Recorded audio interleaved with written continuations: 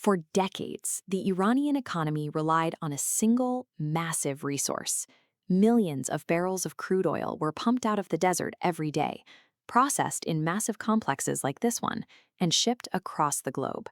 That crude oil was the sole financial heartbeat of the country. Every barrel sold abroad brought in the dollars required to keep domestic hospitals open, build national highway systems, and fund public schools. Then, international sanctions brought that export pipeline to a sudden halt. Foreign markets closed their doors to Iranian crude, leaving fleets of oil tankers sitting idle offshore, unable to deliver their cargo. But damage extended quickly past the energy sector. Global banking networks disconnected Iranian financial institutions overnight, and foreign companies pulled their investments out of the country entirely. Financial analysts looked at this sudden loss of revenue and predicted an immediate economic collapse. Yet, the state remained solvent. Losing their primary source of income forced the country to re-engineer how it generated wealth.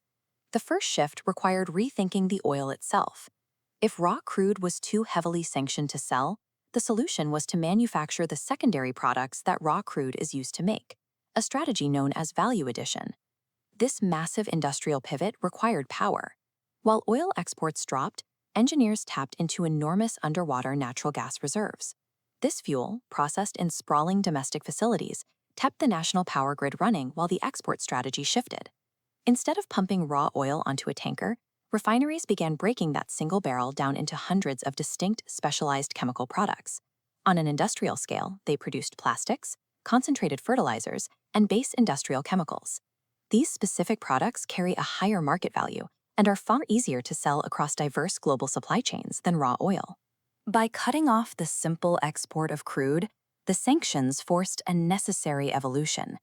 The nation had to adapt from a vulnerable extractor of raw resources into a diversified industrial manufacturer. Beyond the oil fields, the government began looking deeper into the physical geography of the country itself.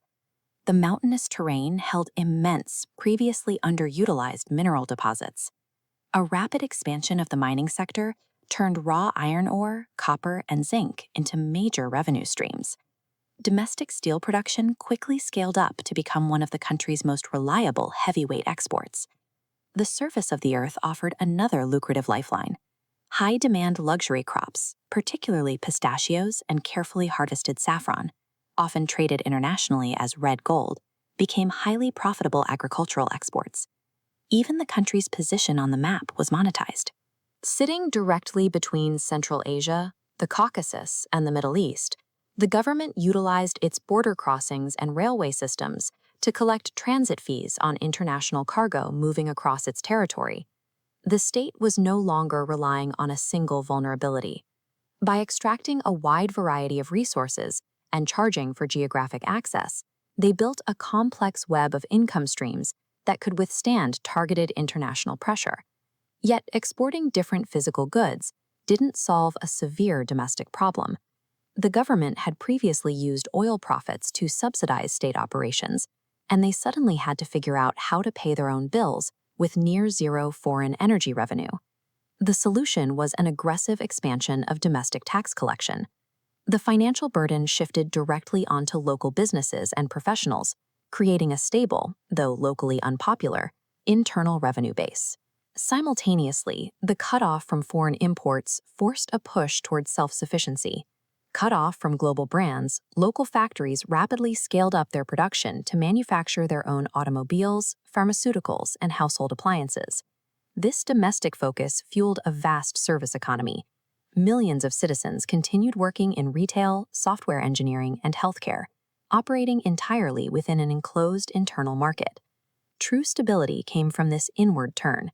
Survival was found in a closed-loop system where citizens built products for and bought products from one another. Today, the modern economic landscape is no longer a fragile monolith of crude exports, but a decentralized web of independent industries. This structural survival has come at a severe cost. The transition triggered rampant domestic inflation, caused massive currency devaluation, and resulted in stubbornly high unemployment rates. The financial blockades intended to paralyze the system directly accelerated the rapid expansion of domestic manufacturing and mining. The modern sectors of mining, petrochemicals, domestic manufacturing, and internal taxation now function as independent shock absorbers. If international pressure targets one specific industry, the others continue to carry the load. An economy built on a single massive resource is always fragile. True economic resilience is built through complexity, relying on the constant adaptation of many moving parts.